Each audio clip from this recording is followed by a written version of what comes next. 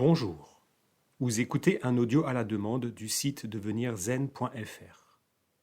L'article en lecture aujourd'hui traite du syndrome de l'imposture, ou dit autrement, le complexe de l'imposteur. Commençons notre article par une citation de Einstein, ou plutôt une confidence à la reine Élisabeth de Belgique en 1955. Einstein disait: « L'estime exagérée portée au travail de ma vie me rend facilement malade. Je me sens obligé de penser que je suis un escroc involontaire. » Voici donc le complexe de l'imposteur. Vous aussi, êtes-vous atteint du syndrome de l'imposteur? Sans doute n'en connaissiez-vous pas le nom, pourtant il est assez commun. On peut écrire le syndrome de l'imposteur comme un doute maladif qui consisterait à rejeter ou nier toute réussite ou accomplissement personnel. Il n'est en aucun cas de la modestie. En clair, votre réussite est due à la chance ou à n'importe quel autre facteur extérieur, mais en aucun cas grâce à vous ou vos compétences. N'importe qui peut être atteint de ce syndrome, quelle que soit la classe sociale ou l'activité professionnelle. Il peut être seulement passager ou alors permanent.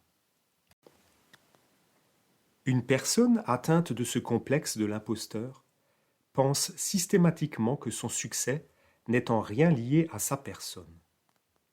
En effet, elle est convaincue que sa réussite ne résulte pas de ses compétences, de son travail ou mérite, mais plutôt d'éléments extérieurs comme la chance, les relations, le charisme, des circonstances exceptionnelles ou un bon timing. Cette personne ne considère donc pas sa réussite comme légitime et méritée. Elle se sent indigne. C'est pourquoi, bien souvent, elle se perçoit comme un imposteur, un charlatan, un menteur qui trompe le monde et dupe ses collègues, ses amis, ses supérieurs. Elle craint qu'un jour ou l'autre, elle finisse par être démasquée. Elle a peur de devoir s'exposer en public avec le risque de se dévoiler. Voici quelques phrases qu'une personne pourrait dire si elle est atteinte du complexe de l'imposteur. Je ne me sens pas à ma place et si j'y suis, c'est par hasard ou par miracle. Je ne suis pas à la hauteur et je le cache. Je suis un imposteur, tout cela est bidon et bientôt les autres découvriront mon incompétence et qui je suis vraiment. Tout le monde me voit comme un cygne alors que je ne suis qu'un vilain petit canard. La peur d'être démasqué. Afin de ne pas être démasqué, l'imposteur peut investir une grande quantité d'énergie face à une tâche à accomplir, voire se surpréparer. On parle d'overdoing. Ainsi, la réussite sera attribuée au travail exceptionnel fourni plutôt qu'à ses propres compétences. Ou alors, il s'investit peu, voire remet au lendemain, underdoing, préparant ainsi son échec prévisible ou permettant alors d'attribuer son succès à la chance. Ces deux stratégies entretiennent et renforcent le syndrome. Le syndrome de l'imposteur est un sentiment d'illégitimité et il serait donc la manifestation d'une faible estime de soi. L'importance que l'on accorde au regard des autres serait aussi à l'origine de l'anxiété sociale vécue lors du syndrome. À noter qu'il y a ceux qui souffrent du syndrome de l'imposteur et d'un manque de confiance en soi, mais qu'il y a aussi des vrais imposteurs, manipulateurs, dont nous ne parlerons pas. Eux, c'est peut-être la culpabilité qui les ronge et encore pas toujours.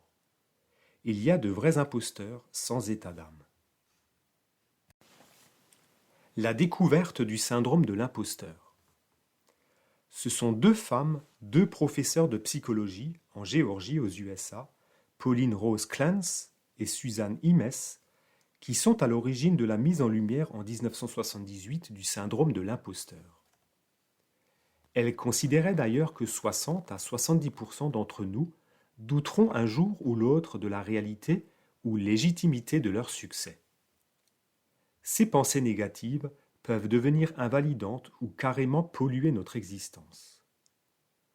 Ce complexe de l'imposteur pourrait également trouver sa source dans une peur inconsciente de la réussite qui entraînerait un comportement de fuite et qui empêcherait alors de développer pleinement notre potentiel. Il s'agit donc d'un véritable gâchis de potentiel humain. Ce syndrome était particulièrement observé chez les femmes brillantes qui ont réussi, les autodidactes, aussi appelés syndrome de l'autodidacte, les enfants et adultes surdoués ou les personnes ayant bénéficié d'un passe-droit. Un enfant surdoué peut être rassuré et fier de savoir qu'il est intelligent, mais lorsqu'il connaît la réussite, il risque aussi de croire qu'il a des facilités et qu'il ne la mérite pas par rapport aux autres. Dans un article Psychotherapy, Research and Practice, paru en 1978, Pauline Rose et Suzanne décrivaient la fâcheuse tendance des femmes brillantes à se saborder dans des moments clés de leur évolution par manque de confiance en soi, au lieu de parier sur leur réussite future. Et lorsqu'elles réussissaient, elles ne pensaient pas que cela pouvait venir de leur intelligence ou qu'elles étaient responsables de leur succès. Des études postérieures ont montré que les hommes aussi peuvent souffrir de ce syndrome de l'imposteur.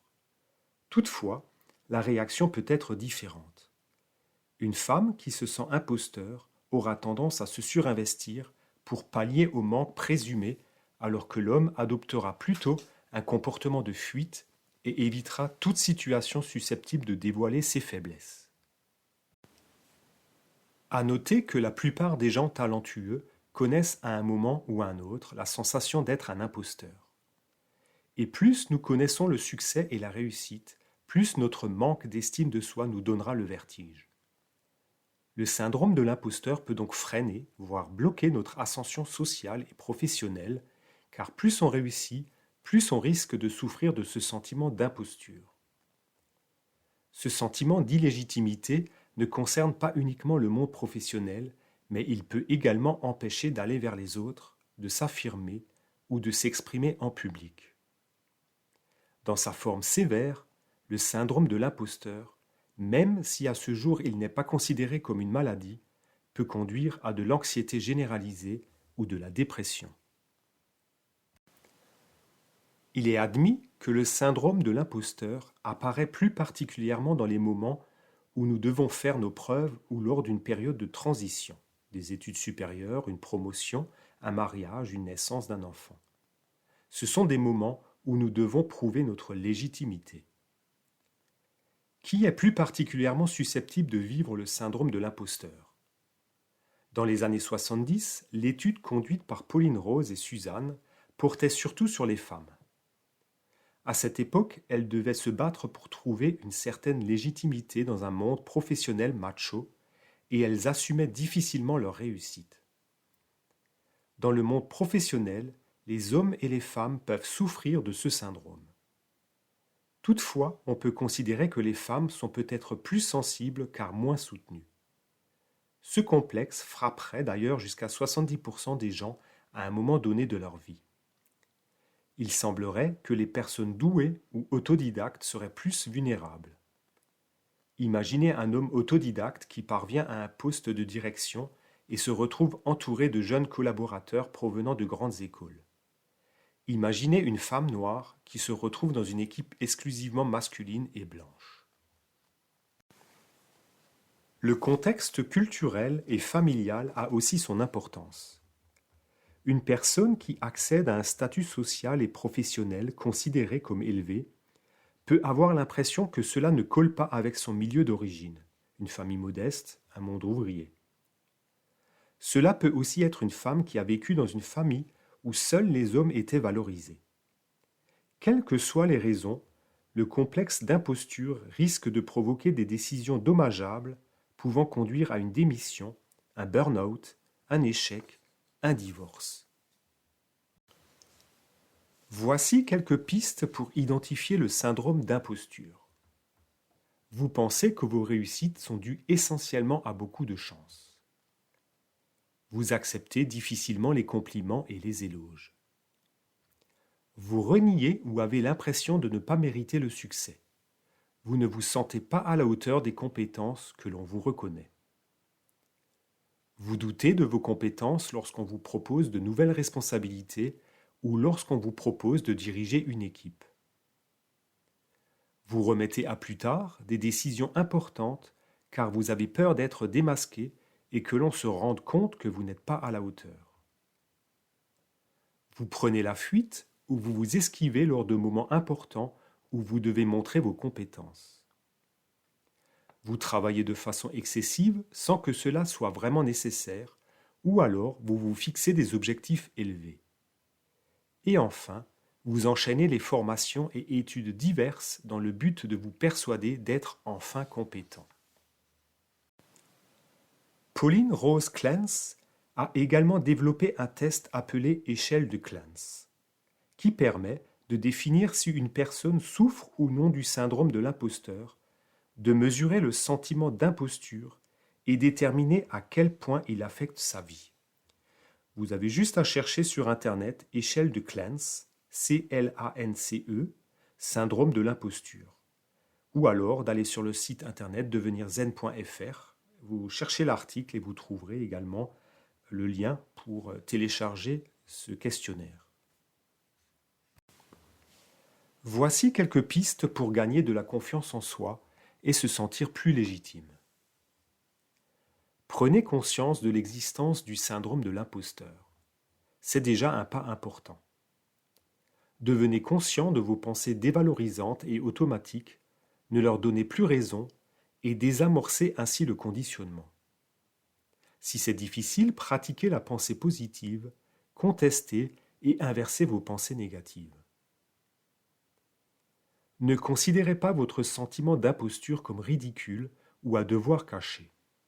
Quand on en parle autour de soi, on comprend qu'il est aussi souvent vécu par les autres. Vous n'êtes pas seul. Vous avez vos propres perceptions, mais faites-les valider par votre entourage afin d'être plus objectif. Lors de vos réussites, apprenez à identifier les raisons propres qui ont conduit à ces succès. Prenez garde à la petite voix intérieure qui vous dénigre automatiquement, qui cherche à vous rabaisser et à laquelle vous donnez toujours raison.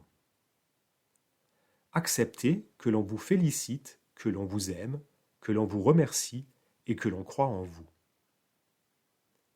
Fixez-vous des petits objectifs au quotidien et prenez conscience des efforts fournis et que vous en êtes capable. Acceptez d'être imparfait et luttez contre le sentiment d'inaptitude. Trouvez l'approbation en vous et ne cherchez plus la reconnaissance à l'extérieur. Soyez gentil et indulgent envers vous-même. Ne cherchez pas à vaincre à tout prix ce syndrome, car ça lui donnait plus de force. Au contraire, laissez-le parler dans votre tête, mais ne le laissez pas entraver votre vie. D'après un dernier article de Pauline Rose, en 1993, elle affirme que la raison première de ce syndrome de l'imposture est sans doute le désir obsessionnel de chaque individu d'obtenir l'approbation des autres que l'on ne trouve pas en soi.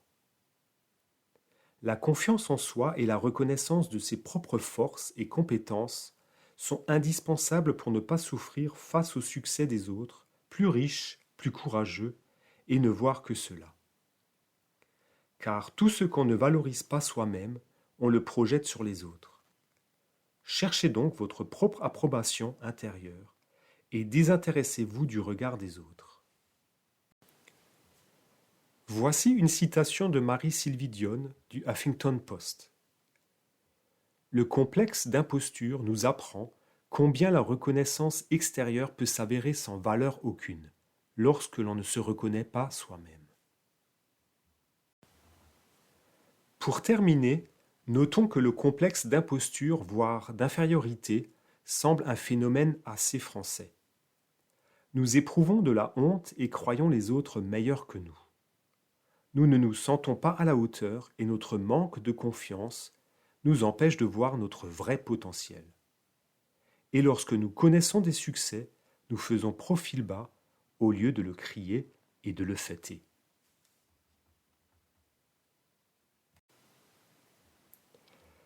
Vous trouverez également sur le site internet Devenir Zen des articles un peu similaires, comme par exemple Le moi idéalisé, ce tyran, ou un article qui traite de la culpabilité et du perfectionnisme. Merci à vous et portez-vous bien.